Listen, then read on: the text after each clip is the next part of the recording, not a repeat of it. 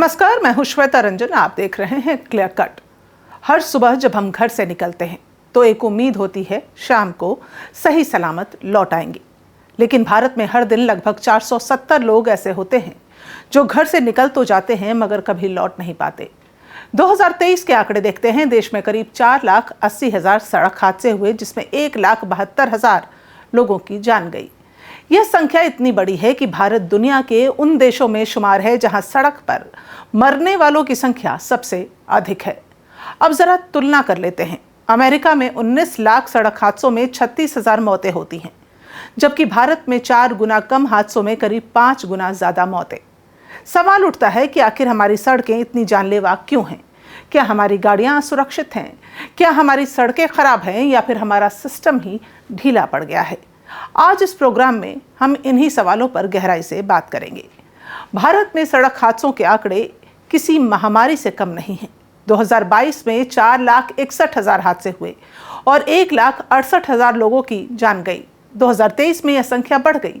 4,80,000 हादसों में 1,72,000 मौतें दर्ज की गई। इसका मतलब है कि हर दिन औसतन 1,263 सड़क हादसे होते हैं और इनमें 470 लोग अपनी जान गंवा देते हैं। ये आंकड़े सिर्फ नंबर नहीं है, बल्कि हर एक मौत के पीछे टूटा हुआ परिवार है, अधूरा सपना है और जीवन भर का दर्द है। लेकिन अफसोस की बात यह है कि ये खबरें अक्सर अखबार के कोनों में या टीवी चैनलों की स्क्रॉलिंग लाइन में सिमट कर रह जाती हैं। ऐसा क्यों है कि जब किसी ट्रेन हादसे में 50 लोग मरते हैं तो उसे राष्ट्रीय आपदा मान लिया जाता है, लेकिन हर दिन 470 लोगों की मौतें सामान्य खबर बनकर रह जाती हैं। 2019 में मोटर व्हीकल एक्ट को सख्त किया गया।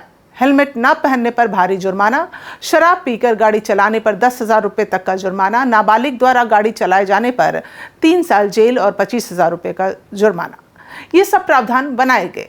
लेकिन बड़ा सवाल यह है कि कानून बनने के बावजूद हादसों में कभी कमी क्यों नहीं आई?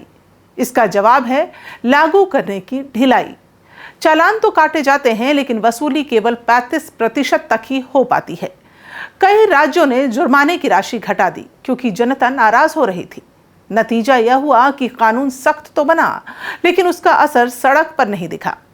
आज भी आपको शहरों में बिना हेलमेट के बाइक चलाते लोग, कारों में बिना सीट बेल्ट के बैठे यात्री और हाईवे पर ओवर स्पीडिंग करती गाड़ियां आसानी से दिख जाएंगी। पुलिस कभी कभार अभियान चलाती है, लेकिन यह डर स्थायी रूप से लोगों के मन में नहीं बैठा। दिल्ली के चर्चित हालिया मामले को ले लेते हैं। दिल्ली के धौला कुआं इलाके में रविवार को एक दर्दनाक हादसा हुआ। वित्त मंत्रालय में डिप्टी सेक्रेटरी नवजोत सिंह अपनी पत्नी के साथ बाइक पर जा रहे थे। तभी पीछे से आ रही तेज रफ्तार BMW ने उनकी बाइक को जोरदार टक्कर मार दी।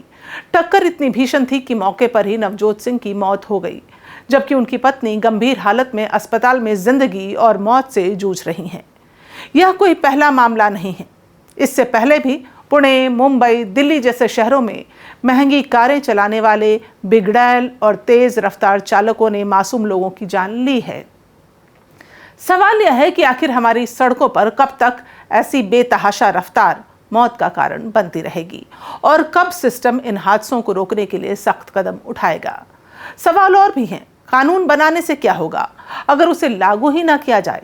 सड़क हादसों का एक बड़ा कारण खराब रोड इंजीनियरिंग भी है। आंकड़े बताते हैं कि लगभग 25% हादसे सीधे तौर पर खराब सड़कों, गड्ढों, ब्लाइंड टर्न या गलत डिजाइन की वजह से होते हैं। सिर्फ 2021 में गड्ढों की वजह से 1,481 हादसे दर्ज किए गए। यहाँ यह समझना जरूरी है कि जब कोई हादसा होता है, पुलिस रिपोर्ट में अक्सर ड्राइवर की गलती लिख दिया जाता है। लेकिन क्या सचमुच हर बार गलती सिर्फ ड्राइवर की होती है? क्योंकि यह जांच नहीं की जाती कि सड़क का डिजाइन कैसा था, वहां पर्याप्त लाइटिंग थी कि नहीं थी, और क्या साइन बोर्ड लगाए गए थे या नहीं। क्या जनता टैक्स सिर्फ इसलिए देती है कि उसे टूटी फूटी, अधूरी और असुरक्षित सड़कें मिलें? सड़क हादसों में सबसे ज्यादा मौतें युवाओं की होती हैं। 18 से 45 साल की आयु के लोग कुछ मौतों का लगभग 66% हिस्सा हैं। दुपहिया वाहन सवारों की मौतें सबसे अधिक होती हैं, करीब 44.5%। इसका सीधा मतलब है कि देश का भविष्य सड़क पर खत्म हो रहा है। यह वही आयु वर्ग है जो अर्थव्यवस्था की रीढ़ है, परिवारों का सहारा है और देश की प्रगति की उम्मीद है। जब यही युवा सड़क पर मर रहे हैं तो क्या यह भारत के लिए डेमोग्राफिक डिविडेंड नहीं बल्कि डेमोग्राफिक डिजास्टर साबित हो रहा है। सड़क हादसे आम आदमी और खास आदमी दोनों को नहीं छोड़ते। पूर्व राष्ट्रपति अगर हम देखें तो ज्ञानी जैल सिंह की मौत भी सड़क हादसे में हुई थी।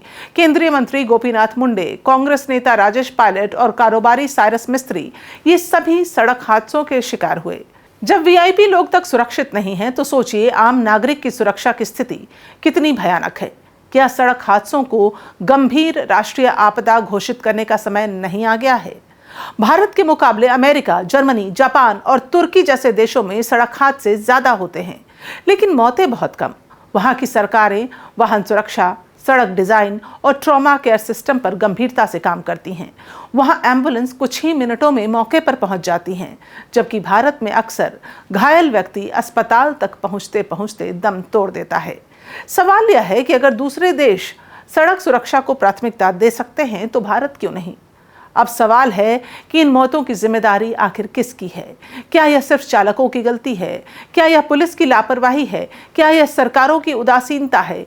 या फिर सड़क बनाने वाले ठेकेदारों का भ्रष्टाचार? सच्चाई यह है कि सड़क हादसे एक कॉम्बिनेशन फेल्योर है। इसमें चालक की गलती भी है, पुलिस का ढीलापन भी है, सिस्टम की कमजोरी भी है और सड़क इंजीनियरिंग की खामियां भी। लेकिन सबसे बड़ा सवाल कि जवाबदेही तय कौन करेगा? क्या परिवहन मंत्रालय यह स्वीकार करेगा कि उसके कानून जमीन पर असर नहीं दिखा रहे? क्या राज्य सरकारें यह मानेंगी कि उनकी पुलिस कार्रवाई में कमजोर है? और क्या ठेकेदारों से कोई पूछेगा कि उनकी खराब सड़कें कितनी जानें ले रही हैं? भारत की सड़कों पर हर दिन 470 मौतें, यह संख्या किसी भी लिहाज से सामान्य नहीं हो सकती। यह एक राष्ट्रीय त्रासदी है, एक मौन महामारी है। लेकिन जब तक सड़क सुरक्षा राजनीति का हिस्सा नहीं बनेगी, जब तक चुनावी मुद्दा नहीं बनेगी, तब तक यह सिलसिला चलता रहेगा। तो आज का क्लियर कट सवाल यह है कि क्या भारत की सड़कें विकास का प्रतीक हैं या मौत का इंतजार? आपको यह वीडियो कैसा लगा? कमेंट बॉक्स में जाएं और अपना कमेंट लिखें, अपनी राय दें और इस तरह के और वीडियोस के लिए आप हमारे चैनल को सब्सक्राइब करना ना भूलें।